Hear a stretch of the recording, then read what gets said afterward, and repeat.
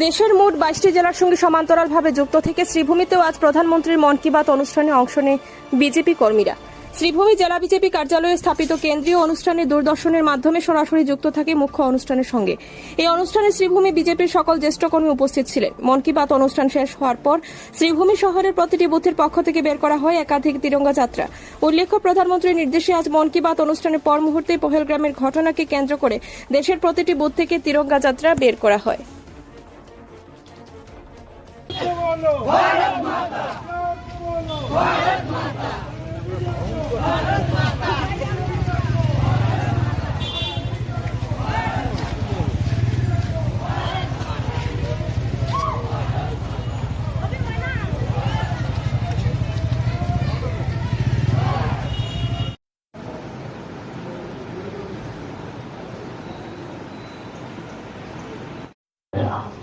शायद सुरक्षा के कारण या डर की वजह से, लेकिन इस घटना ने किसी को कुछ सोचने पर मजबूर कर दिया।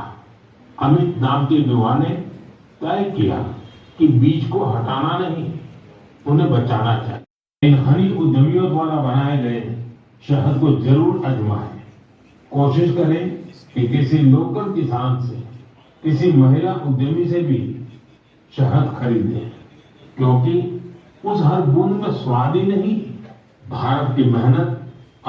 জেলাতে 14 নম্বর ওয়ার্ডে আমাদের দলীয় কার্যালয়ে মন কি বাত অনুষ্ঠান হয়েছে এবং দূরদর্শনের মাধ্যমে আজকে এই মন কি বাত সরাসরি সম্প্রচার হয়েছে।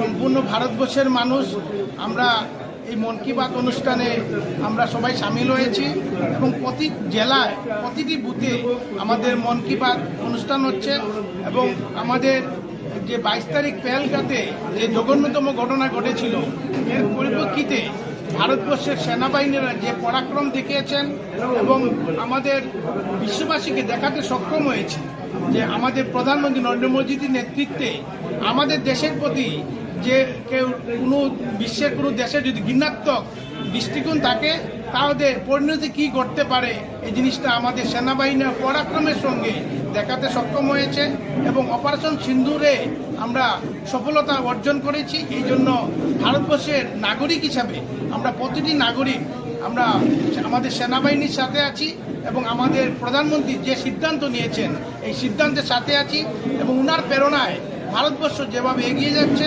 আমরা সবাই গর্বিত যে ভারতবর্ষ আমাদের যে লক্ষ্য, আমরা বিশ্বের মধ্যে আমাদের যে শক্তিশালী রাষ্ট্র হিসাবে, উন্নত রাষ্ট্র হিসাবে গড়ে ওঠা, এই